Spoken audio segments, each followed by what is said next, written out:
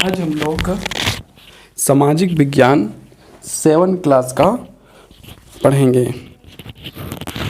और जानने का प्रयास करेंगे कि इस किताब में किस किस प्रकार की जानकारी दी हुई है। तो स्टार्ट करते हैं। पहला अध्याय से लेकर लास्ट अध्याय तक हम लोग आज पढ़ने की कोशिश करेंगे। तो आइए शुरुआत करते हैं। पहला अध्याय जो हमारा है भूगोल का है, पर्यावरण के तत्व। पर्यावरण से तात्पर्य उन परिस्थितियों से है जो किसी प्राणी, वस्तु या समुदाय को चारों ओर से घेरती है, साथ ही संपूर्ण मानव जाति, जीव जंतु और पेड़ पौधों के विकास तथा वृद्धि को प्रभावित करती है। दूसरे शब्दों में जीवधारियों के निवास की भौतिक तथा जैविक दशाएं ही पर्यावरण कहलाती हैं। पर्यावरण प्राकृतिक और सांस्कृतिक दोनों ही प्रकार का होता है। प्राकृतिक पर्यावरण प्रकृति द्वारा निर्मित होती है। प्राकृतिक पर्यावरण के अंतर्गत वे सभी दशाएं भौतिक होती है। इस प्रकार प्राकृतिक पर्यावरण का निर्माण जलवायु, मृदा, खनिज तथा सभी जीव जंतु करते हैं। प्राकृतिक पर्यावरण के जैव और अजैव दो अंग या कारक हैं। जैव कारक के अंतर्गत वनस्पति तथा प्राणी जगत आता है और जैव कारकों के अंतर्गत सूर्य का प्रकाश, जल, वायु, नमी तथा मृदा आते हैं। पर्यावरण के दोनों घटक जैव व अजैव पृथक पृथक नहीं हैं, अपितु एक दूसरे पर प्रतिक्रिया करते हैं। यदि भौतिक या प्राकृतिक पर्यावरण में कोई परिवर्तन होता है तो जैविक पर्यावरण में भी कोई परिवर्तन अवश्य होता है। ये परिवर्तन धीमे या आकस्मिक कैसे भी हो सकते हैं। सांस्कृतिक या मानवीय पर्यावरण में वे सब तत्व सम्मिलित हैं जिन्हें मनुष्य ने मानव सभ्यता के विकास के दौरान विभिन्न अवस्थाओं में बनाया है। इसके अंतर्गत मानव निर्मित मकान, सड़कें, गोदाम, खेत, कारखाने, संचार के साधन तथा परिवहन आते हैं। विभिन्न स्थानों का धरातल तथा जलवायु भिन्न होने के कारण वहाँ का पर्यावरण भी भिन्न होता है। किसी क्षेत्र विशेष के निवासियों का जीवन भी वहाँ के पर्यावरण पर ही निर्भर करता है। पर्यावरण विभिन्न स्थान पर भिन्न भिन्न होता है। जैसे पर्वतीय क्षेत्र में रहने वाले व्यक्तियों का पर्यावरण मरुस्थल में रहने वाले व्यक्तियों के पर्यावरण से सर्वथा भिन्न होता है। मनुष्य के साथ साथ पेड़ पौधे और जीव जंतु भी किसी प्रदेश के भौतिक तथा प्राकृतिक वातावरण से प्रभावित होते हैं। जैसे एक प्रकार का पर्यावरण धान उगाने के लिए उपयुक्त होता है तो दूसरा गेहूं या रागी के लिए उपयुक्त होता है। इसी प्रकार भोजन की आदतें, आर्थिक क्रियाएं तथा लोगों की वेशभूषा भी एक क्षेत्र से दूसरे क्षेत्र में भिन्न भिन्न होती है। किसी जीव के प्राकृतिक पर्यावरण का प्रत्येक तत्व जीव के कल्याण के लिए आवश्यक है। प्राकृतिक पर्यावरण से प्राणी प्रभावित होता है, इसके विपरीत प्राणी की प्रतिक्रिया से पर्यावरण प्रभावित होता है। प्रारंभ में मनुष्य पूर्णतः प्रकृति पर निर्भर था, किंतु कालांतर में मनुष्य ने अपने बुद्धि कौशल से अपनी आवश्यकताओं के पूर्ति के लिए अनेक संशोधन किए, जैसे शिकार को छोड़कर कृषि द्वारा भोजन पैदा करना और पशुपालन आरंभ कर दिया। कृषि के लिए वनों को काटना शुरू कर दिया। खनन द्वारा प्राप्त संसाधनों से उद्योग आरंभ कर दिए। इस प्रकार मनुष्य ने प्राकृतिक पर्यावरण को परिवर्तित करके सांस्कृतिक पर्यावरण का निर्माण किया। पर्यावरण परिमंडल। पर्यावरण को 4 परिमंडलों में बांटा जा सकता है: वायुमंडल, स्थल मंडल, जल मंडल, जैवमंडल। वायुमंडल पृथ्वी को चारों ओर से घेरे हुए वायु की पतली परत को वायुमंडल कहते हैं। वायुमंडल की प्रकृति बहुत ही गतिशील है। तापमान, वायुदाब, पवन, आर्द्रता और वर्षा आदि वायुमंडल के प्रमुख तत्व हैं। इनसे ही मिलकर मौसम और जलवायु की रचना होती है। दीर्घ अवधि की मौसम की औसत दशाओं को ही जलवायु कहते हैं। यह स्थल आकृतियों, मृदा विकास, वनस्पति और लोगों के रहन सहन को प्रभावित करती हैं। वायुमंडल को अनेक ऊर्ध्वाधर परतों में विभाजित किया जाता है। प्रत्येक परत के निश्चित लक्षण गुण और उपयोगिता है। वायुमंडल हमें तीव्र ताप और परावैंगनिक विकिरण से बचाता है। इसके अतिरिक्त वायुमंडल वातावरण को एक ऐसी स्थिति प्रदान करता है जिसमें सभी प्रकार के जीव जंतु पैदा होते हैं और वह उन्हें जीवित रखता है, साथ ही विकास की दशाएं भी प्रदान करता है। पृथ्वी की गुरुत्वाकर्षण शक्ति वायुमंडल को पृथ्वी के चारों ओर खींचे रखती है। स्थलमंडल या शेल पदार्थों से निर्मित पृथ्वी की परत है। यह हमारे लिए बहुत ही लाभदायक है। यह मनुष्य को रहने के लिए भूमि तथा पेड़ पौधों को उगाने के लिए मृदा प्रदान करता है। यह हमें अनेक खनिज प्रदान करता है जो हमारे आर्थिक विकास से सहायक हैं। यह महाद्वीपों पर तथा महासागरीय बेसिन के नीचे फैला है। इसकी औसत मोटाई लगभग 100 किलोमीटर है। यह परत महासागर के नीचे पतली तथा महाद्वीपों भागों में मोटी होती है। यह सिलिका, एल्युमिनियम, मैग्नीशियम तथा लोहे आदि खनिज पदार्थों से बनी है। स्थल मंडल की बाहरी और ऊपरी परत को भूपटल कहते हैं। जलमंडल से तात्पर्य जल से परिपूर्ण स्थान से है। इस परिमंडल में सागर, महासागर, नदी, झीलें और खाड़ियाँ सम्मिलित है। पृथ्वी के धरातल के 71% भाग पर जलमंडल का विस्तार है, इसलिए पृथ्वी को जलीय ग्रह कहते हैं। जल की अधिकता के कारण पृथ्वी नीले रंग की दिखाई देती है, इसलिए इसको नीला ग्रह भी कहते हैं। महासागर सबसे विशाल जल राशियों, साथ ही ये बहुत महत्वपूर्ण है। हमारे पृथ्वी पर 4 प्रमुख महासागर हैं: प्रशांत महासागर, अंध महासागर, हिंद महासागर, आर्कटिक महासागर। महासागर सभी महाद्वीपों को परस्पर जोड़ने तथा जलवायु को सुनिश्चित करके जलीय चक्र के संचालन में महत्वपूर्ण भूमिका निभाते हैं। महासागर मानव जीवन के लिए बहुत उपयोगी है। महासागर का जल वाष्प बनकर पृथ्वी पर वर्षा के रूप में प्राप्त होता है। ये जल पृथ्वी पर सभी के जीवन का आधार है। अतः जल ही जीवन है, यह कहा गया है।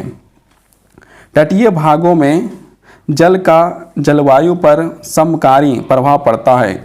महासागर से हमें मछली और अन्य उत्पादों के रूप में भोजन प्राप्त होता है। महासागरों के अवसादीय बेसिनों में पेट्रोलियम तथा प्राकृतिक गैसों के विशाल भंडार पाए जाते हैं। महासागरों का महत्व नौ संचालन के लिए भी है, जो अंतर्राष्ट्रीय व्यापार के लिए आवश्यक है। महासागर तथा सागर का जल खारा होने के कारण घरेलू उपयोग के लिए उपयुक्त नहीं है। स्वच्छ जल नदियों और झीलों से प्राप्त होता है। यह जल नहाने, कपड़े धोने, औद्योगिक कार्य तथा सिंचाई के लिए उपयोग होता है। इस प्रकार जल राशि मनुष्य के लिए अति आवश्यक है। जैवमंडल को एक्सोस्फीयर भी कहते हैं। यह बहुत ही संकीर्ण परिमंडल है। इसमें स्थल मंडल, वायुमंडल और जलमंडल के परस्पर मिलने वाले भाग सम्मिलित हैं। इसमें समस्त जीवधारी वनस्पति तथा प्राणी निवास करते हैं। इस परत की मोटाई लगभग 30 किलोमीटर तक होती है। अधिकांश जीवन स्थल या महासागरों की ऊपरी सतह पर केंद्रित होता है, क्योंकि यहाँ पर भी जीवन के लिए आवश्यक वायु प्राप्त होती है। महासागरों की निचली सतह पर वायु का घनत्व कम हो जाता है। जैव विविधता का अर्थ प्राणियों और पौधों की प्रजातियां विभिन्नता से हैं। पृथ्वी पर जीवन की उत्पत्ति एक कोशीय जीव के रूप में हुई। बाद में जीवन की इस विविधता में करोड़ों वर्ष लगे, जिससे पादपों और प्राणियों की अनेक प्रजातियों का विकास हुआ। पृथ्वी पर लगभग 3.5 मिलियन पादप प्रजातियां तथा 11 मिलियन प्राणी जाति हैं। मनुष्य में अपनी क्रियाओं द्वारा पर्यावरण को प्रभावित और विकसित करने की क्षमता है।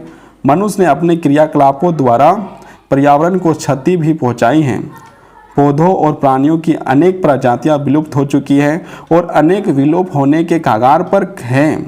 पृथ्वी पर जैव विविधता बनाए रखने के लिए पारिस्थितिक संतुलन बनाए रखना आवश्यक है। पारिस्थितिक संतुलन बिगड़ने से पृथ्वी का समस्त जीवन संकटग्रस्त हो जाएगा। ये हमारा पहला अध्याय था जो समाप्त हो चुका है। अब दूसरा अध्याय, पृथ्वी का बदलता स्वरूप, प्रक्रियाएं। स्थल मिट्टी और सेलो चट्टानों से मिलकर बना है या पृथ्वी के भूपटल का सबसे ऊपरी कठोर आवरण है या महाद्वीप और द्वीप बनाता है। पृथ्वी का धरातल निरंतर परिवर्तन का विषय है।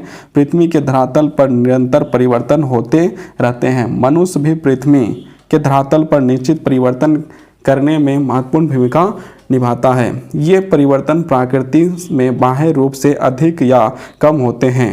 ये परिवर्तन भूप्रपट्टी के नीचे ज्वालामुखी क्रिया और भूकंप के कारण सेलों के स्तरों में विलयन या भ्रंश पड़ने से होती है। अपक्षय, अपरदन अथवा अन्य मानवीय प्रक्रियाएं पृथ्वी के धरातल का रूप बदलने में महत्वपूर्ण भूमिका निभाती हैं। क्रमिक परिवर्तन के कारक जैसे बहता हुआ जल, पवन, उद्गम स्थल और लहरें भू धरातल को सर्वदा एक स्तर पर लाने का प्रयत्न करते हैं। यह जानना रुचिकर होगा कि जलवायु इन कारकों को भी प्रभावित करती है। जल, पौधे और पशु एक विशेष क्षेत्र में अपक्षय और अपरदन की गति और उसके प्रारूप को प्रभावित करते हैं। बाह्य प्रक्रिया वे प्रक्रियाएं और प्राकृतिक प्रक्रियाएं जो पृथ्वी के धरातल पर धीरे धीरे अपना स्थान ग्रहण कर लेती है, बाह्य प्रक्रियाएं कहलाती हैं। अपक्षय, अपरदन और निपेक्षण बाह्य प्रक्रिया हैं।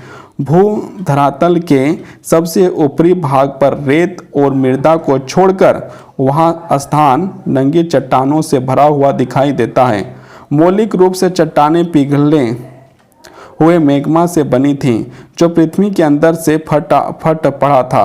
पृथ्वी की शक्तिशाली गतिविधियों ऊपरी धरातल से कुछ चट्टानों को ऊपर की ओर उछालती हैं, जहां वे जलवायु प्रभावों से सुरक्षित होती हैं। वह प्रक्रिया जिससे चट्टानें टूट फूट कर छोटे छोटे कणों में विभक्त हो जाती हैं, अपक्षय कहलाती हैं।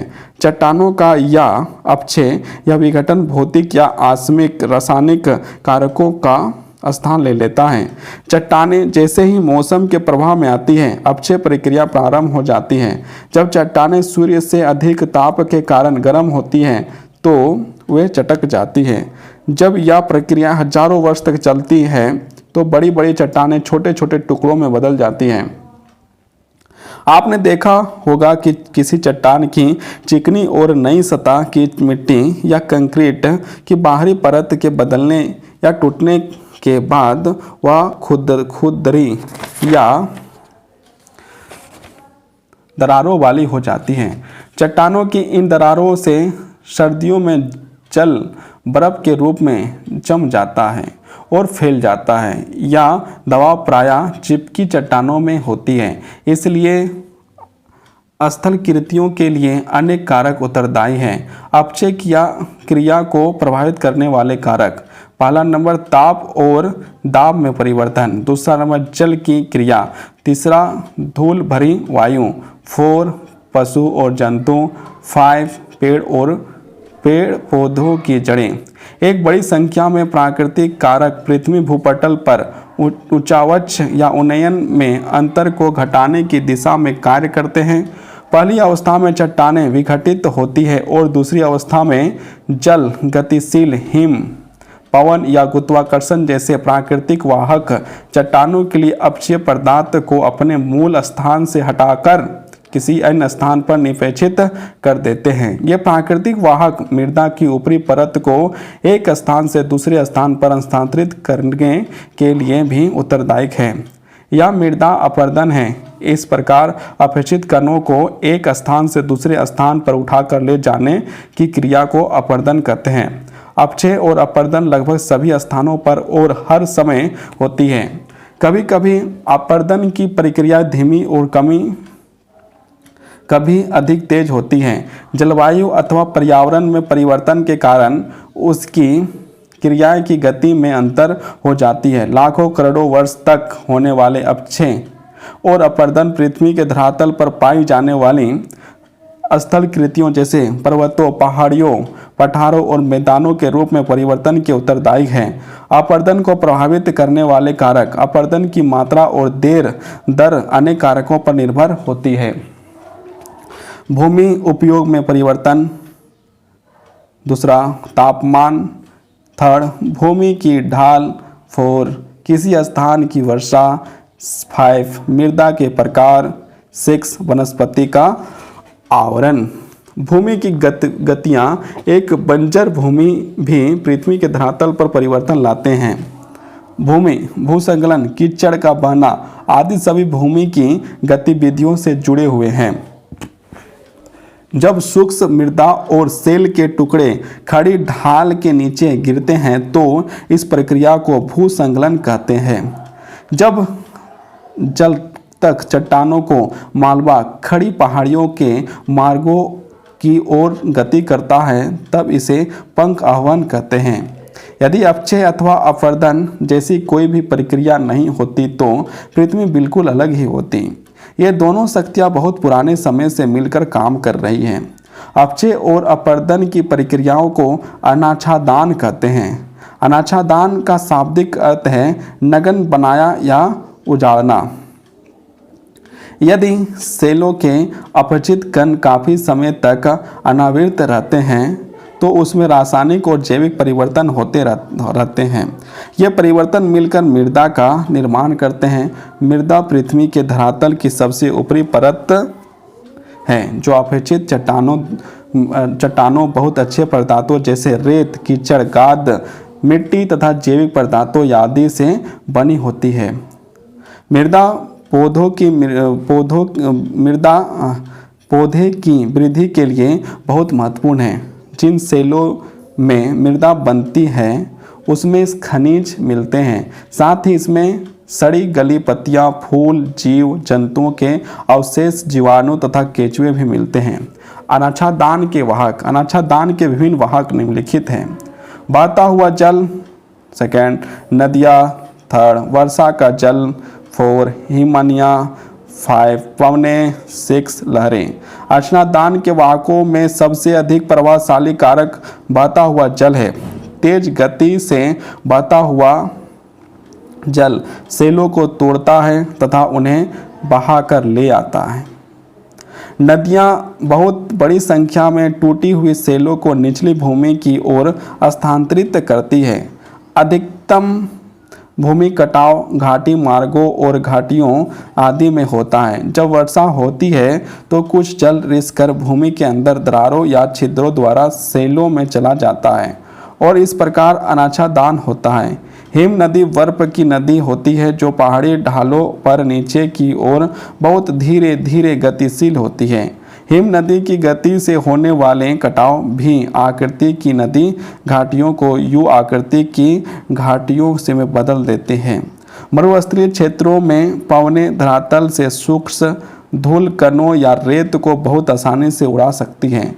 लहरों की क्रियाएं तटीय क्षेत्रों के अपवर्तन के कारण हैं या छोटे छोटे टुकड़े या कण तटीय भागों में जमा हो जाते हैं या लहरों द्वारा बहाकर समुद्र के तलहटी में ले जाए जाते हैं। भू धरातल के परिवर्तनों में मनुष्य की भूमिका। मनुष्य भू धरातल में परिवर्तन के लिए एक नहीं अनेक प्रकार के उत्तरदायी है। वृक्षों की कटाई, नाभिकीय परीक्षण, अनौचित रूप से भवनों का निर्माण, गंदे और विषैले जल का बहिस्राव, विशाल बांधों का निर्माण, शहर का कूड़ा कचरा फेंकना, नदियाँ जैसे जैसे पहाड़ियों से नीचे की ओर बहती है तब ये अन्य जलधाराओं या नदियों जिन्हें सहायक नदियाँ कहते हैं से जुड़ जाती हैं। नदी और इसकी सहायक नदियाँ मिलकर एक नदी तंत्र बनाती हैं और वह स्थल क्षेत्र जो नदी और उसकी सहायक नदियाँ द्वारा बनाया जाता है नदी द्रोणी कहलाता है।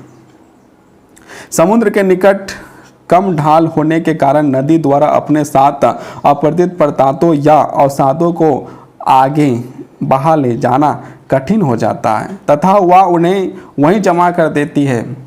नदी के मुहाने के समीप मिट्टी के जमाव से डेल्टा बन जाता है।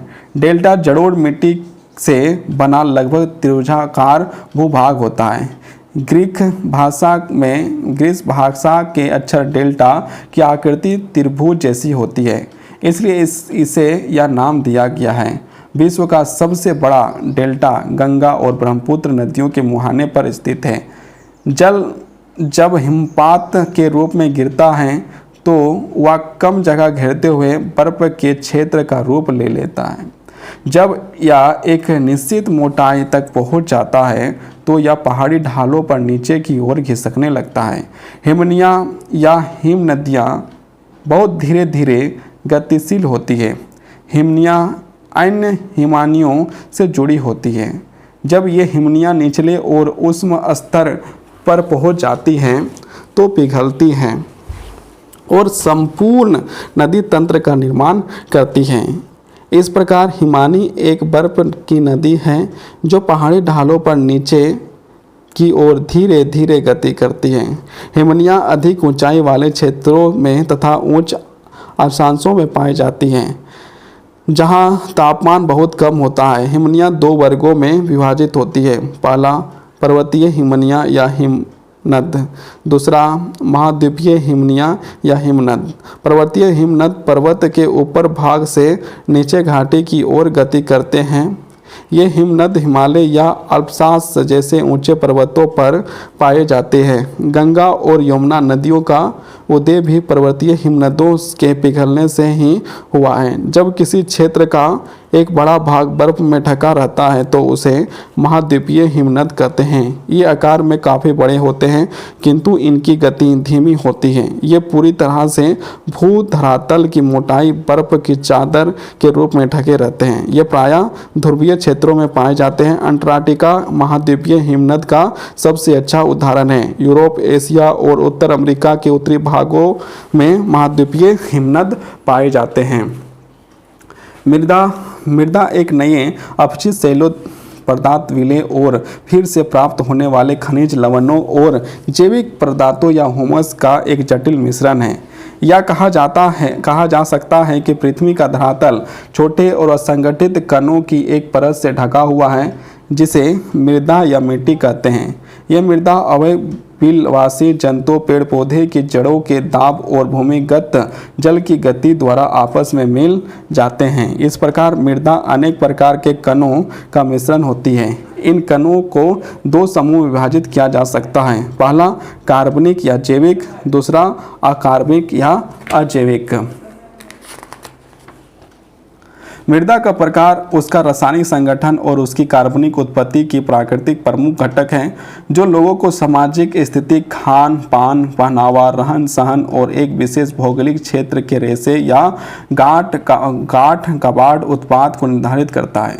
मृदा में जैविक पदार्थ पेड़ पौधे और इसके अवशेषों तथा जीवाणुओं से आते हैं। अधिकांश जैविक पदार्थ मृदा में पेड़ पौधों से आता है। समय के साथ साथ यही जैविक पदार्थ जीवाणुओं क्रिया द्वारा गहरे रंग के पदार्थ अर्थात ह्यूमस में बदल जाता है। ह्यूमस पेड़ पदार्थों की वृद्धि के लिए उपयोगी पोषक तत्व प्रदान करता है। ह्यूमस का अनुपात मृदा की उर्वरता निर्धारित करता है। मरुस्थल की मृदा में ह्यूमस की मात्रा कम होती है और यह कम उपजाऊ होती है, जबकि दलदली और आर्द्र मैदानों की मृदा में ह्यूमस की अधिक होता है। गर्म जलवायु जैविक पदार्थों में क्षय को बढ़ावा देती है और मृदा घनी होती है। ठंडी जलवायु कम अपक्षय उत्पादन करती है और मृदा हल्की होती है।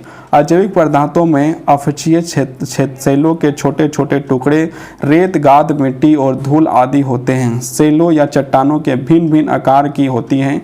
ये बड़े आकार में कंकड़ या बजरी और छोटे आकार के बालू कहलाती है। मृदा का निर्माण एक धीमी प्रक्रिया है। जब भौतिक और जैविक बल एक साथ संपर्क में आकर कार्य करते हैं तो चट्टान का विघटन हो जाता है। अनेक चट्टानों में खनिज पदार्थ होते हैं जो कि जल की क्रिया करते हैं। चट्टानों के बड़े भाग अपक्षित होते हैं या अपक्षित पदार्थ वायु या जल द्वारा अपने मूल स्थान से हटाकर किसी अन्य स्थान पर निक्षेपित कर दिया जाता है। इस प्रकार बनी मृदा को बाहित मृदा कहते हैं। इसके विपरीत अवशिष्ट मृदा या पदार्थ हैं जो अपने मूल स्थान पर ही मृदा के रूप में बदल जाता है। नम क्षेत्रों में मृदा के निर्माण में अपेक्षाकृत कम समय लगता है, जबकि शुष्क क्षेत्रों में अधिक समय लगता है। चट्टानों से मृदा की 2.5 सेंटीमीटर परत के निर्माण में कुछ हजार वर्ष का समय लगता है। मृदा के निर्माण के लिए उत्तरदायी कारक जनक सेल, सेकंड जलवायु, थर्ड प्रताप और जंतु, फोर्थ किसी स्थान की विशेष आकृति का उन्नयन, 5 समय व्यक्ति होने के साथ साथ अपक्षय भी होता रहता है। 7 मृदा के में निर्माण की प्रक्रिया भी चलती रहती है, कालांतर में मृदा परतों के रूप में विकसित होती है। इन तेक्षिक परतों में मृदा सस्तर करते हैं। जिन सेलों में मृदा बनती है उन्हें जनक सेल कहा जाता है। विभिन्न प्रकार की मृदा के लिए उत्तरदायी कारक, जनक सेल की प्राकृतिक, सेकंड वनस्पति आवरण का प्रकार, थर्ड जलवायु परिवर्तन, 4 भूमि का ढलाव, 5 अन्य प्राकृतिक कारक। भारत में 6 प्रकार की मृदा मिलती हैं, जलोढ़ मृदा, मरुस्थलीय मृदा, काली मृदा, पर्वतीय मृदा, लाल मृदा, लेटेराइट मृदा। जलोढ़ मृदा नदियों द्वारा पर्वतीय क्षेत्रों से तटीय मैदानों और डेल्टाई क्षेत्रों में लेकर आई हुई अच्छी प्रकार की कीचड़, गाद, रेत आदि से बनती है। भारत में इस प्रकार की मृदा मुख्य रूप से नर्मदा और ताप्ती की निचली घाटियों, उत्तरी गुजरात और छत्तीसगढ़ के मैदानों में पाई जाती है। विशाल उत्तरी मैदान भी इस प्रकार की मृदा का बना है। काली मृदा ज्वालामुखी सेलों और पिघले हुए लावा से बनती है। यह मृदा बहुत उपजाऊ होती है। इसे काली कपास की मृदा भी कहते हैं क्योंकि यह कपास की उपज के लिए बहुत उपयुक्त है। स्थानीय लोग इसे रेगड़ कहते हैं। यह मृदा दक्कन के गर्म और शुष्क क्षेत्रों, मध्य प्रदेश, महाराष्ट्र, गुजरात और तमिलनाडु आदि में पाई जाती है। लाल मृदा रवेदार आग्नेय सेलों से टूटने के फलस्वरूप बनती है। यह मृदा कम वर्षा वाले क्षेत्रों में बनती है। यह मृदा खाद की सहायता से अच्छी फसलें देती है। लाल मृदा तमिलनाडु, कर्नाटक, दक्षिण पूर्वी महाराष्ट्र, उड़ीसा और मध्य प्रदेश में पाई जाती है। लेटेराइट मृदा उस कटिबंधीय क्षेत्रों के विशेष मृदा है जहाँ भारी वर्षा होती है। यह मृदा लो ऑक्साइड की उपस्थिति के कारण लाल रंग की होती है। यह मृदा अम्लीय होती है तथा कृषि के लिए अनुपयुक्त है क्योंकि यह नमी को बनाकर नहीं रख सकती है। इस प्रकार की मृदा पश्चिमी घाट के वर्षा वाले क्षेत्रों और छोटा नागपुर के पठार में पाई जाती है। मरुस्थलीय मृदा पश्चिमी स्थान में पाई जाती है। यह मृदा मोटे भूरे रेत कणों से बनी होती है और उपजाऊ नहीं है। वर्षा की कमी इस प्रकार के मृदा के निर्माण में महत्वपूर्ण कारक है। पर्वतीय मृदा हिमालय के क्षेत्रों में पाई जाती है। इस प्रकार में लोहे की अधिकता और चूने की कमी होती है। जिन क्षेत्रों में उपयुक्त वर्षा होती है वहाँ चाय का उत्पादन होता है। मृदा अपरदन, मृदा के सूक्ष्म कणों का निष्कासन मृदा अपरदन कहलाता है। मृदा अपरदन केवल भारत में ही नहीं अपितु विश्व के अन्य भागों में भी एक गंभीर समस्या है। मृदा अपरदन के मुख्य कारक निम्नलिखित हैं: पवन, बहता हुआ जल, वनों को काटना, अवैज्ञानिक ढंग से खेती, चरागाहों में अति पशुचारण के फलस्वरूप भारत में मृदा अपरदन की दर बहुत अधिक है। मृदा अपरदन विकास के मार्ग में बड़ी भयावह विपत्तियां लाता है। दूसरा चैप्टर भी समाप्त हो गया है। अब हम लोग तीसरा चैप्टर चलते हैं। तीसरा चैप्टर क्या है?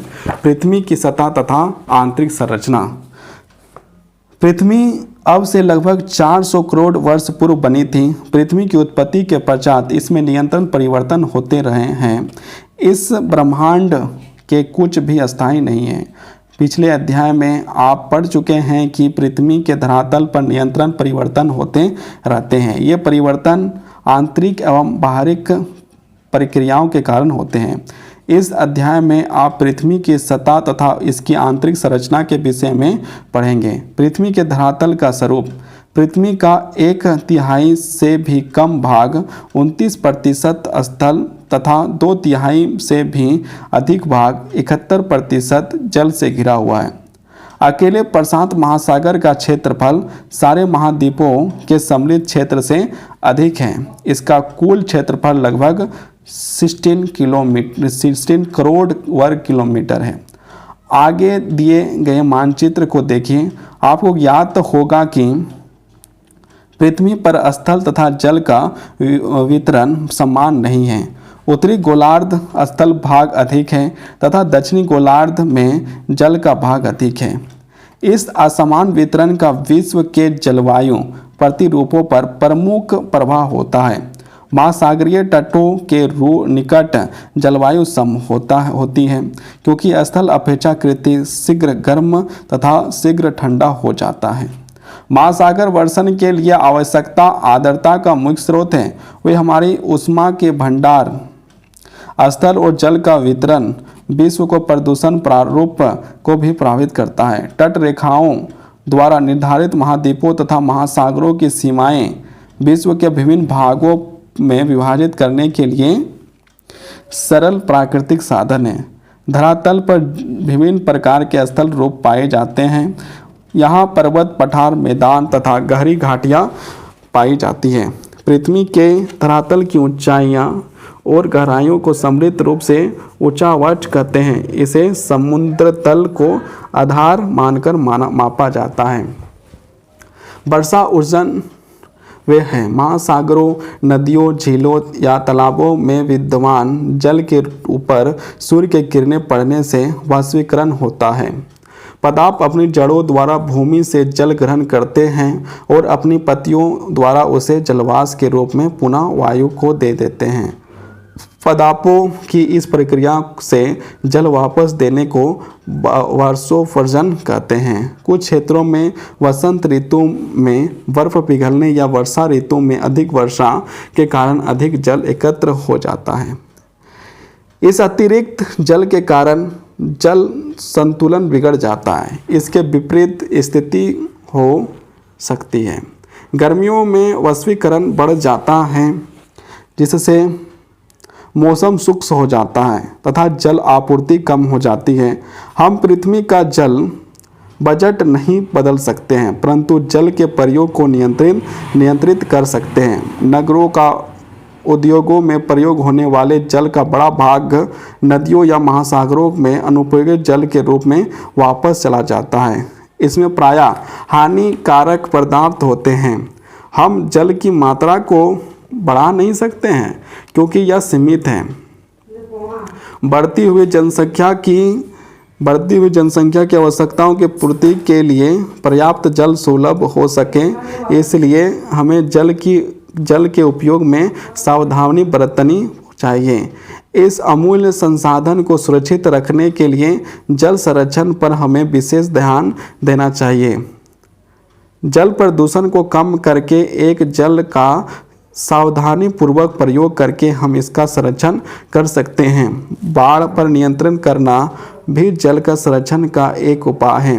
वर्षा के जल को घरों में संग्रह करने की तकनीकी भी अविकसित हो चुकी हैं। दूषित जल को स्वच्छ करके पुनः प्रयोग में लाया जा सकता है। इसी प्रकार हमें नगरों का कूड़ा करकट एवं औद्योगिक अवशिष्टों जल स्रोतों में नहीं फेंकने चाहिए। महासागरीय जल की विशेषताएं एवं गतिविधियां। पृथ्वी पर पाए जाने वाले जल की अधिकांश भाग महासागरों में है।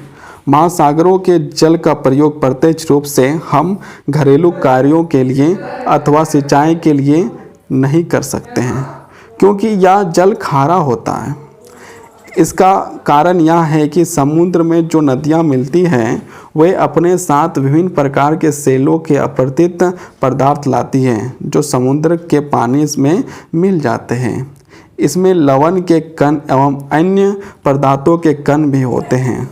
समुद्र का जल वाष्प के रूप में परिवर्तित होता जाता है परंतु ये पदार्थ समुद्र में ही रह जाते हैं। इस प्रकार समुद्र में लवण की मात्रा, वाष्पीकरण की मात्रा एवं समुद्र में मिलने वाली नदियों पर निर्भर करती है।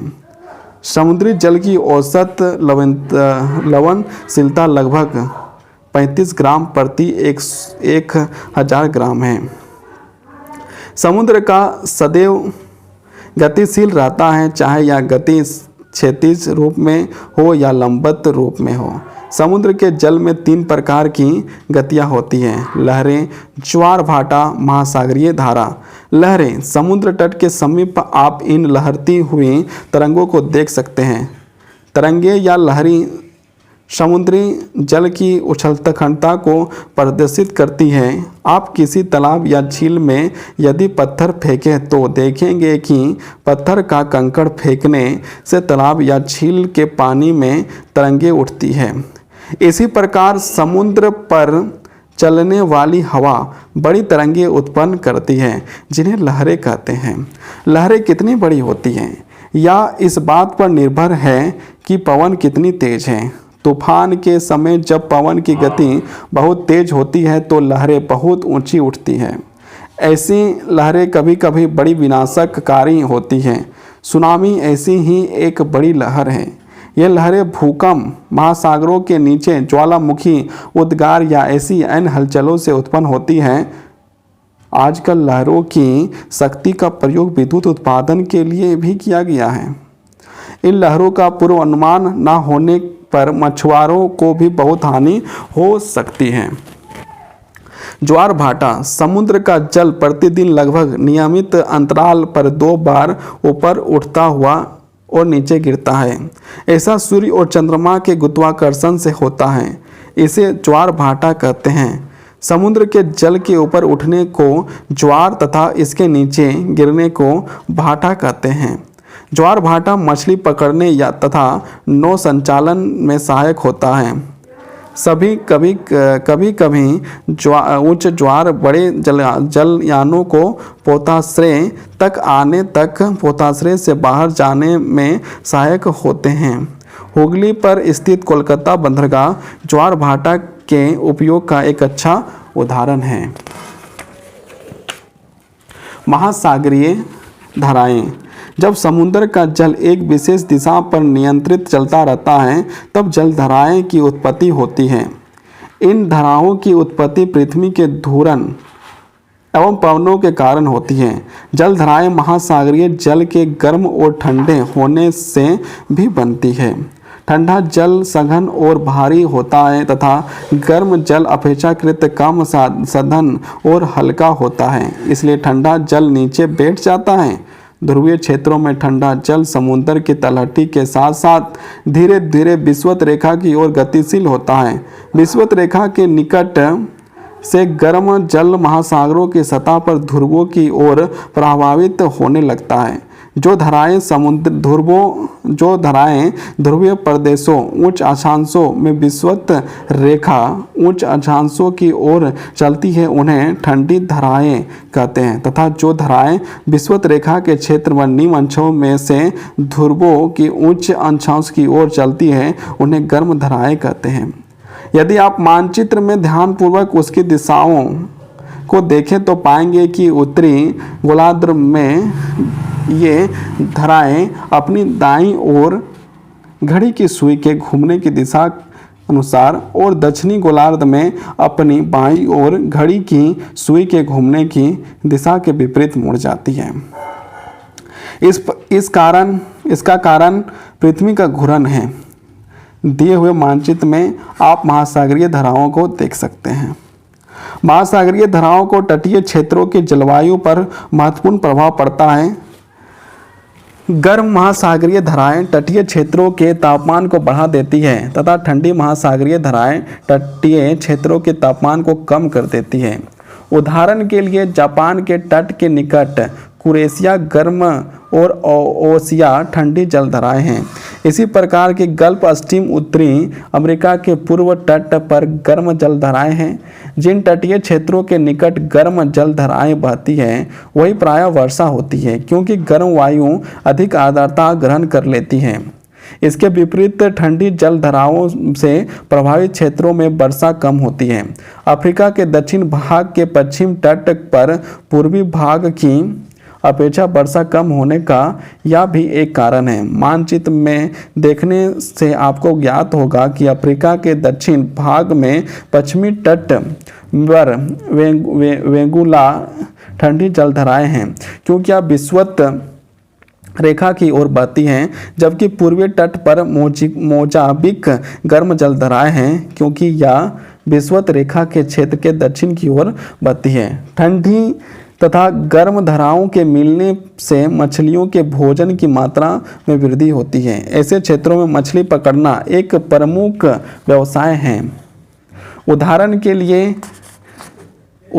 के लिए कमाज के पूर्व तट पर, जहां हम गर्म धाराएं गल्फ स्ट्रीम के एक ठंडी धाराएं लेब्राडोर मिलती है, वहाँ मछली पकड़ना एक मुख्य व्यवसाय है। महासागरीय नौ संचालन में भी सहायक होती है। धाराओं की दिशा में जलयान अधिक गति से जा सकते हैं, जबकि धाराओं की विपरीत दिशा में नौ संचालन की कठिनाई होती है। ये जो हमारा तीसरा चैप्टर ख़त्म हो चुका है। अब हम लोग चौथा चैप्टर की ओर जा रहे हैं। अब हम लोग फोर्थ चैप्टर की ओर जा रहे हैं। जल चक्र तथा वायुमंडलीय आर्द्रता। पृथ्वी पर जीवन का सबसे प्रमुख स्रोत जल है। यह ठोस, द्रव तथा गैसीय तीनों अवस्था में पाया जाता है। जल द्रवीय अवस्था में पृथ्वी के रूप में 70% सतही क्षेत्र में फैला हुआ है। यह हमें महासागरीय समुद्रों, नदियों, झीलों इत्यादि के रूप में मिलता है। जल ठोस अवस्था यानी बर्फ के रूप में ध्रुवों तथा पर्वतीय क्षेत्रों में पाया जाता है। जल गैसीय अवस्था यानी जलवाष्प के रूप में वायुमंडलीय वायु में उपस्थित रहता है। इसके अलावा यह बादल, कोहरा इत्यादि के रूप में भी पाया जाता है। वायुमंडल में जल का एक नियमित चक्र चलता रहता है। ऊष्मा के मुक्त होने या ग्रहण करने से जल का रूप में परिवर्तित होता रहता है। गर्मी के दिनों में ठंडे प्रदेशों में जमी हुई बर्फ तापमान बढ़ने के कारण पिघलने लगती है तथा विभिन्न प्रकार की धाराओं या जलप्रपातों के रूप में जलमंडल में मिल जाती है। गर्मी के दिनों में दिन के समय अधिक गर्मी के कारण सभी प्रकार के जल स्रोत का जलवाष्प में परिवर्तन होने लगता है तथा यह ऊपर उठकर संघनित होने लगता है या जल वर्षा, ओले इत्यादि के रूप में पुनः विभिन्न जल स्रोतों में मिलकर जल चक्र को पूरा करता है। वायुमंडल में उपस्थित जलवाष्प की मात्रा निम्नलिखित तत्वों पर निर्भर करती है। का स्थान। वायुमंडल में जलवाष्प की मात्रा स्थान पर निर्भर करती है। जैसे समुद्र तथा महासागरीय क्षेत्रों के ऊपर स्थित वायु में जलवाष्प की मात्रा आंतरिक भूभागों ऊपर स्थित वायु में उपस्थित जलवाष्प की मात्रा से अधिक होती है। अक्षांश। भूमध्य रेखीय क्षेत्रों की गर्म वायु में ध्रुवीय क्षेत्रों की ठंडी वायु की अपेक्षा अधिक आर्द्रता होती है। मौसम। वायुमंडल में उपस्थित जलवाष्प की मात्रा मौसमीय परिवर्तन पर निर्भर करती है। गर्मी के मौसम में जलवाष्प की मात्रा सर्दी के मौसम में अपेक्षा अधिक होती है। ऊंचाई। वायुमंडल में हम जैसे जैसे ऊपर जाते हैं जलवाष्प की मात्रा धीरे धीरे कम होती जाती है। वाष्पीकरण। किसी भी द्रव जैसे जल का द्रवीय रूप में गैसीय रूप जैसे जलवाष्प में परिवर्तन होने की प्रक्रिया वाष्पीकरण कहलाती है। यह एक लगातार चलने वाली प्रक्रिया है। वाष्पीकरण की दर समय समय पर परिवर्तित होती रहती है। बादल वाले मौसम में कपड़े जल्दी नहीं सूखते हैं, जबकि शुष्क वाले वायु या धूप में कपड़े जल्दी सूख जाते हैं। इस प्रकार गर्म, शुष्क तथा तेज बहने वाली वायु के समय वाष्पीकरण की दर अधिक होती है। दूसरी तरफ ठंडी, स्थिर तथा शांत मौसम में वायु में जलवाष्प की मात्रा अधिक होती है। इससे वाष्पीकरण की दर घट जाती है। वायुमंडल आर्द्रता। वायुमंडल में उपस्थित जलवाष्प की वास्तविकता मात्रा आर्द्रता कहलाती है। आर्द्रता में स्थान तथा समय के आधार पर विभिन्नता पाई जाती है। किसी विशेष तापमान पर वायु के एक निश्चित आयतन में आर्द्रता की एक निश्चित मात्रा पाई जाती है। यदि किसी विशेष तापमान पर वायु में जलवाष्प की अधिकतम उपस्थिति रहती है तो उस वायु को सप्रित वायु कहते हैं, अन्यथा उसे अपसृत वायु कहते हैं। आर्द्रता की माप सापेक्षता आर्द्रता के आधार पर की जाती है। इसे वायु में उपस्थित जलवाष्प की मात्रा तथा वायु में अधिकतम जलवाष्प रखने एक निश्चित तापमान पर की क्षमता के अनुपात के प्रतिशत किया जाता है। इसे प्रतिशत के रूप में व्यक्त किया जाता है। सापेक्षिक आर्द्रता से हमें वर्षा होने या नहीं होने के अनुमान प्राप्त होता है। दूसरी तरफ निरपेक्ष आर्द्रता से हमें होने वाली वर्षा की मात्रा का अनुपात प्राप्त होता है। संघनन, जिस तापमान पर जलवाष्प के साथ वायु संपीड़ित होती है उसे औष्का कहते हैं। जल की गैसीय अवस्था के तरल या ठोस अवस्था में परिवर्तित होने की प्रक्रिया संघनन कहलाती है। जब आर्द्रता बहुत ठंडी होने लगती है तो तापमान के अनुसार वह ऐसी दशा में पहुंच सकती है जहां उसमें उपस्थित जलवाष्प की मात्रा उसकी आर्द्रता सामर्थ्य से अधिक हो। यदि यही अतिरिक्त जलवाष्प में संघनित होकर तरल या ठोस अवस्था में बदल जाती है। सघन के रूप में सघन कई रूपों में होता है, जैसे बादल, कोहरा, कुहासा, पाला इत्यादि। बादल या संघनन का सबसे आम रूप है। जब गर्म तथा आर्द्र हवा ऊपर की ओर उठती है तो वह ठंडी होने लगती है।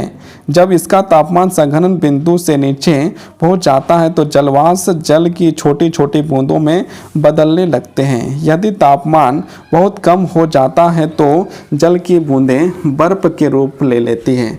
असंख्यक जल की बूंदें या बर्फ के छोटे छोटे कण हवा में तैरने लगते हैं तथा आपस में मिलकर बादलों का निर्माण करते हैं।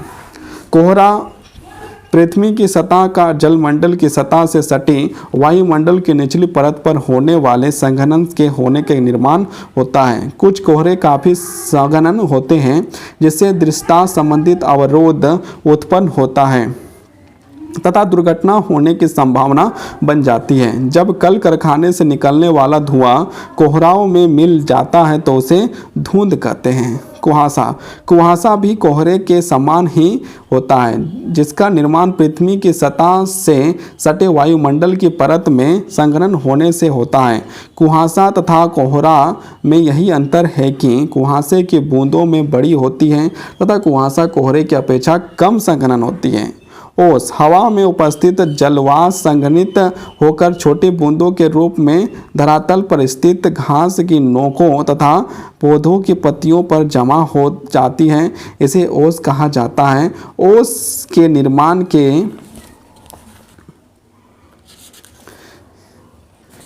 लिए तापमान का हिमांक के रूप ऊपर होना आवश्यक है। तुषार या पाला, जब सघन की प्रक्रिया हिमांक 0 डिग्री बिंदु से नीचे संपन्न होती है तब अतिरिक्त जलवाष्प जलकारणों के बजाय हिमकणों पर प्रवृत्त होकर जमा हो जाती है, जिसे पाला कहते हैं। इसके निर्माण के लिए तापमान का हिमांक या उससे नीचे रहना आवश्यक है। वाष्पीकरण और संघनन में अंतर। वाष्पीकरण प्रक्रिया में जल जलवाष्प में बदलता है। संघनन की प्रक्रिया में हवा में उपस्थित जलवाष्प जल की बूंदों में बदल जाते हैं। वाष्पीकरण की प्रक्रिया गर्म, शुष्क तथा पवनीय मौसम में स्थापित होती है। संघनन की प्रक्रिया सपित हवा के तापमान के औसत से नीचे गिरने पर होती है। निम्न अक्षांशों में वाष्पीकरण तेज गति से होती है, उच्च अक्षांश में संघनन तेज गति से होती है। वाष्पीकरण से पृथ्वी पर उपस्थित जल की मात्रा में कमी होती है। संघनन में पृथ्वी पर जल की मात्रा में वृद्धि होती है। वर्षण, संघनन के परिणाम स्वरूप जल की छोटी छोटी बूंदें या बर्फ के कण बादल के रूप में आकाश में तैरते हैं। जब छोटी छोटी बूंदें आपस में मिलकर बड़ी बूंदों या बर्फ के टुकड़ों में बदल जाती हैं तो भारी होने की वजह से ये हवा में तैरने नहीं पाती हैं, इसलिए ये बूंदें या बर्फ के टुकड़े नीचे पृथ्वी की सतह पर गिरने लगते हैं। इस प्रक्रिया को वर्षण कहते हैं। वर्षण कई रूपों में होता है, जैसे हिमपात या हिमवृष्टि या वर्षा या जलवृष्टि आदि। वर्षा या जलवृष्टि, बादल संघनित जल के बूंदों के साथ हवा में ठंडे स्थान की ओर चलते हैं या वायुमंडल के ऊपर उठते हैं। इन दोनों स्थितियों में ये और अधिक ठंडे होने के कारण भारी मात्रा में संघनित होते हैं। जल की छोटी बूंदें आपस में बड़ी बूंदों का निर्माण करती हैं जो हवा में तैरने में असमर्थ हो जाती हैं। तब जल की ये बूंदें वर्षा के रूप में पृथ्वी पर गिरने लगती हैं। हिमपात या हिमवृष्टि, जब संघनन की प्रक्रिया हिमांक 0 डिग्री सेल्सियस बिंदु या इससे नीचे तापमान के पर होती है तो जल की बूंदें बर्फ के कणों के रूप में ले लेती हैं। ये कण आपस में मिलकर बड़ी आकार प्राप्त कर लेते हैं। जब ये भारी होकर हिम सगरों रूप में पृथ्वी पर गिरने लगती है तो इसे हिमपात कहते हैं। ओला पड़ना, जब आसमान से बर्फ के ठोस एवं बड़े आकार के टुकड़ों को बौछार होने लगती है तब उसे ओलावृष्टि या ओला पड़ना कहा जाता है। कभी कभी तेज ऊर्ध्वाधर वायुधाराएं ऊपर उठते समय वर्षा की बूंदों को भी इतना ऊपर उठा ले जाती है कि उनका तापमान हिमांश के से भी नीचे चला जाता है और वे जमकर बड़ा आकार धारण कर लेती है। हवा उन्हें लटकाए रखने में असमर्थ हो जाती है, इसलिए ये बर्फ के टुकड़ों के रूप में पृथ्वी पर गिरने लगते हैं।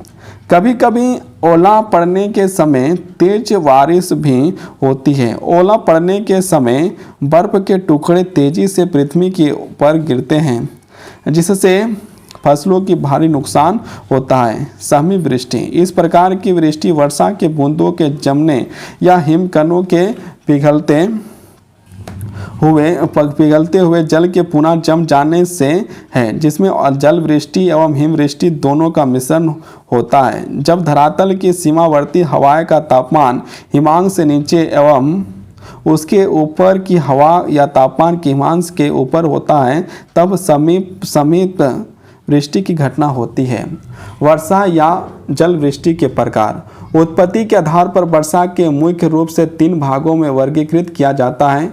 संघनित वर्षा, संघनित वर्षा का सबसे प्रमुख कारण गर्म तथा आर्द्र हवाओं या संघनन धाराओं के रूप में ऊपर उठना है। इस प्रकार की वर्षा अधिकतर जल वृष्टि के रूप में होती है। ग्रीष्म ऋतु में धरातल के अत्यधिक गर्म हो जाने के कारण ऊर्ध्वाधर वायुधाराएं उत्पन्न हो जाती हैं और जैसे जैसे ही ये धाराएं ऊपर की ओर उठती है फैलकर ठंडी हो जाती है। अधिक ऊंचाई पर पहुंचने के बाद ऐसी संघनन धाराएं पूर्णतः संपृक्त हो जाती है, जिसके पश्चात संघनन होने से वर्षा होती है। संघनन वर्षा विद्युतीय प्रदेशों में प्राप्त होती रहती है क्योंकि इस क्षेत्र में वर्ष भर उच्च तापमान रहता है। संघनीय वर्षा मूसलाधार रूप में होती है तथा इससे कम समय में अधिक वर्षा की मात्रा प्राप्त होती है। पर्वतीय वर्षा गर्म एवं आर्द्र वायु के पर्वत श्रेणियों के असमान अवरोधों के टकराने पर उसे ऊपर उठने के लिए बाध्य होना पड़ता है। ऊपर जाकर हवा संपृक्त हो जाती है एवं उनका संघनन प्रारंभ हो जाता है। संघनन के पश्चात होने वाली वर्षा को पर्वतीय वर्षा कहते हैं। पर्वतीय अवरोध के अतिरिक्त इस प्रकार के होने वाली वर्षा को अन्य सारी क्रियाएं संघनित वर्षा की राह की होती है। संसार के अधिकांश क्षेत्रों में वर्षा पर्वतीय वर्षा के रूप में होती है। चक्रवर्तीय वर्षा, इस प्रकार की वर्षा गर्म तथा ठंडी हवा के टकराने से होती है। जब ये गर्म तथा ठंडी हवाएं संपर्क में आती है तब गर्म हवा हल्की होने के कारण ठंडी हवा के कारण फैल जाती है। जैसे ही गर्म हवा ठंडी हवा के संपर्क में आती है तो वह ठंडी भी हो जाती है तथा संघनन के कारण वर्षा होने लगती है। इस प्रकार की वर्षा का उदाहरण है जब गर्म पछुआ पवन तथा ठंडी ध्रुव पवन आपस में मिलती है तो उपध्रुवीय स्थानीय निम्न वायुदाब के क्षेत्रों में चक्रवातीय वर्षा होती है। ये आपका 4th चैप्टर भी कंप्लीट हो गया। अब 5 चैप्टर हम लोग भूगोल में चलते हैं। ये 7th क्लास का किताब चल रहा है। महासागरीय जलधाराएं, जलमंडल पृथ्वी का एक भाग है जिसके अंतर्गत महासागर, समुद्र, झील, नदियाँ इत्यादि आती हैं। इसके अलावा वायुमंडल में उपस्थित जलवाष्प, ध्रुवीय क्षेत्रों के बर्फ से ढकी चोटियाँ तथा छोटे छोटे अन्य जलीय भाग सभी जलमंडल के अंतर्गत आते हैं। पृथ्वी की लगभग 71% सतह जल से ढकी हुई है। प्राकृतिक बनावट के आधार पर महासागर विशाल भूभाग या महाद्वीपों को एक दूसरे से अलग करते हैं, लेकिन महासागर इन महाद्वीपों को जल मार्ग से जोड़ते हैं। भारी मात्रा में सामानों जैसे तेल, खनिज, सीमेंट इत्यादि को एक महाद्वीपीय से दूसरे महाद्वीपों में भेजने के लिए इन जल मार्गों का प्रयोग किया जाता है, जो काफ़ी सस्ता होता है। महासागर तथा समुद्र के जल के साधारण नमक सोडियम क्लोराइड के घुले होने के कारण इसका जल नमकीन अथवा खारा होता है। यह जल पीने के लिए उपयुक्त नहीं होता है, किंतु इस जल में विभिन्न प्रकार की वनस्पतियाँ तथा जीव जंतु पाए जाते हैं। इसमें से कई खाने के काम आते हैं, जिन्हें समुद्री भोजन कहा जाता है। समुद्री जल का वाष्पीकरण कर साधारण नमक तथा इसमें घुले अन्य रसायन प्राप्त किए जाते हैं। वायुमंडलीय जलवाष्प के मुख्य स्रोत महासागर हैं। वर्षा के द्वारा पृथ्वी पर आने वाला जल का अधिकांश भाग नदियों के द्वारा महासागरों में ही चला जाता है। जल के विशाल भंडार महाद्वीपों के अतिरिक्त आंतरिक भूभाग के तापमान को नियंत्रित करते हैं। जल के प्रमुख भंडारों का वितरण। महासागर पृथ्वी की सतह पर उपस्थित जल के भंडार विशाल भंडार है। पृथ्वी पर उपस्थित महासागर हैं प्रशांत महासागर, अंटार्कटिका महासागर, हिंद महासागर तथा आर्कटिक महासागर। प्रशांत महासागर या एशिया तथा ऑस्ट्रेलिया के उत्तरी अमेरिका से अलग करता है। यह विश्व का सबसे बड़ा महासागर है, जिसका क्षेत्र 1,66,00,000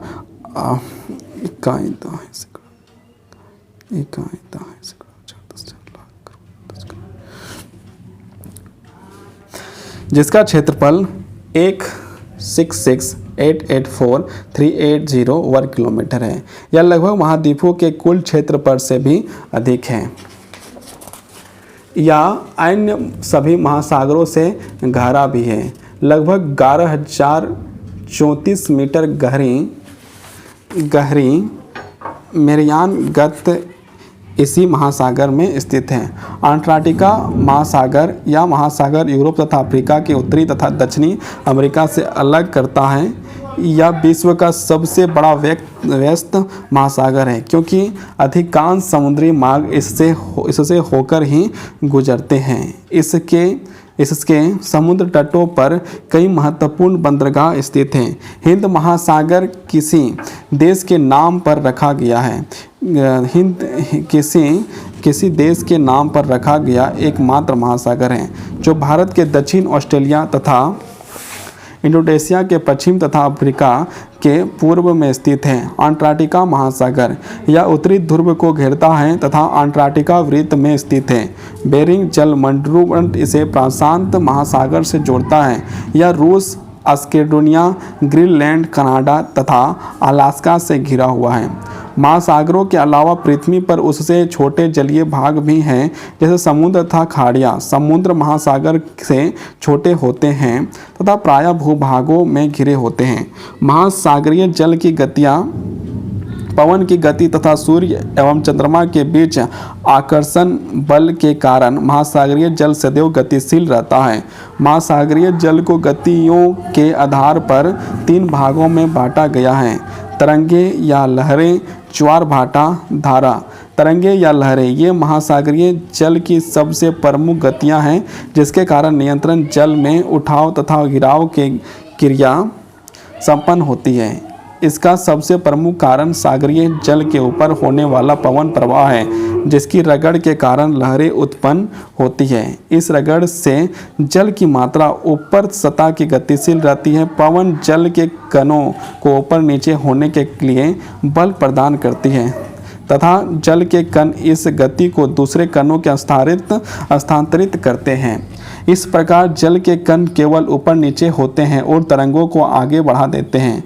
यह मैक्सिन तरंग की तरह होता है, जिसमें स्टेडियम में बैठे लोग अपने स्थान पर ऊपर नीचे उठते बैठते रहते हैं, जिससे हमें स्टेडियम में एक तरह का लहर चलने का आभास होता है। तरंग पवन के द्वारा ढकी रहती है तथा इसका आकार पवन की गति पर निर्भर करता है। तूफान या चक्रवात के समय ये तरंगें ऊंची ऊंची उठने लगती है तथा इतनी गतिशील हो जाती है कि आसपास के क्षेत्रों में विनाश ला देती है। ज्वार भाटा महासागरीय जल में लहरों एवं धाराओं के अतिरिक्त एवं विशिष्ट प्रकार की गति भी पाई जाती है। जिस निश्चित समय अंतराल पर दिन में 2 बार महासागरीय जल पर ऊपर उठता है और नीचे गिरता है। महासागरीय जल के उठने तथा नीचे गिरने की प्रक्रिया को ही क्रमशः ज्वार भाटा कहा जाता है। चंद्रमा, सूर्य तथा पृथ्वी के पारस्परिक गुरुत्वाकर्षण शक्ति की ज्वार भाटे पर उत्पत्ति का प्रमुख कारण है। चूँकि चंद्रमा सूर्य की अपेक्षा पृथ्वी से काफ़ी नज़दीक है, इसलिए इसकी गुरुत्वाकर्षण शक्ति ज़्यादा प्रभावी होती है। जब चंद्रमा महासागर के जल अपनी ओर खींचता है तो वहाँ दीर्घ ज्वार होता है तथा वहाँ पृथ्वी पर जल की अपनी ओर खींचता है, वहाँ निम्न ज्वार उत्पन्न होता है। पूर्णिमा तथा अमावस्या के दौरान सूर्य, चंद्रमा तथा पृथ्वी एक सीधी रेखा में होती है। इस समय सूर्य तथा चंद्रमा एक ही दिशा में अपनी गुरुत्वाकर्षण शक्ति डालते हैं। इसके कारण असामान्य रूप से दीर्घ ज्वार आते हैं, लेकिन दूसरी तरफ शुक्ल पक्ष और कृष्ण पक्ष की अष्टमी को जब चंद्रमा सूर्य से समकोणीय स्थिति पर होती है तो निम्न ज्वार आते हैं। ज्वार की विशेषताएं। ज्वार हमारे लिए कई प्रकार की उपयोगिता है। दीर्घ ज्वार के समय बड़े जहाज़ों को बंदरगाह या समुद्र तट को छोड़ने में आसानी होती है, क्योंकि समुद्र तट के पास जल का स्तर ऊपर की ओर उठ जाता है। गुजरात का कांडला तथा पश्चिम बंगाल का डायमंड हार्बर इसी प्रकार के बंदरगाह हैं। नौसेना कैडर तथा समाचार पत्र नियमित के ज्वार की सूचना प्रदान कर जहाज़ों के आने जाने का समय निर्धारण में मदद करती हैं। दीर्घ ज्वार नदियों के जल स्तर को भी ऊपर उठा देते हैं, जिससे नदियों में भी जहाज़ों का परिवहन आसान हो जाता है। विश्व के कई बंदरगाह जैसे कोलकाता, केनबर्ग, लंदन, न्यूयॉर्क इत्यादि ज्वार के आधार पर ही काम करते हैं। नदियों की धाराओं के कारण इसके मुहाने पर प्रायः मिट्टी तथा कीचड़ जमा हो जाती है। दीर्घ ज्वार नदियों के मुहाने से मिट्टी तथा कीचड़ को साफ कर देते हैं। समुद्री जल को जमने के लिए सामान्य जल के जमने के लिए आवश्यक न्यूनतम तापमान से भी कम तापमान की आवश्यकता होती है। ज्वार ठंडे प्रदेशों में स्थित बंदरगाहों को जमने नहीं देते हैं। लंदन बंदरगाह इसी प्रकार की बंदरगाह है। दीर्घ ज्वार के समय समुद्री जल समुद्र तटों तथा बांधों को पार कर जाते हैं, जिन्हें हम डैमों के एकीकृत कर सकते हैं। इस जल का उपयोग बिजली उत्पादन में किया जाता है। महासागरीय धाराएं। महासागरों की सतह का जल धाराओं के रूप में महासागर के विभिन्न भागों में बहता रहता है। इन धाराओं की एक निश्चित दिशा होती है। इन धाराओं को महासागरीय धारा कहा जाता है। महासागरीय धारा से कम गति वाली धारा को प्रवाह कहा जाता है। महासागरीय धाराओं के कारण। महासागरीय धाराएं कई कारणों से उत्पन्न होती हैं, जैसे किसी दिशा में बहने वाली पवन महासागरीय जल को भी उसी दिशा में गति प्रदान कर देती है। विषुवत तथा ध्रुवीय क्षेत्रों के तापमान के अंदर होने के कारण महासागरीय धाराओं की उत्पत्ति होती है। विषुवतीय क्षेत्र के गर्म जल को फैलता है तथा ध्रुवों की ओर बहने लगता है, जबकि ध्रुवीय क्षेत्रों को ठंडा जल विषुवतीय क्षेत्रों की ओर बहने लगता है। महासागरीय जल की लवणता इसके घनत्व तथा तापमान को प्रभावित करती है। लवण युक्त जल का उच्च तापमान महासागरीय जल की गति को प्रभावित करता है।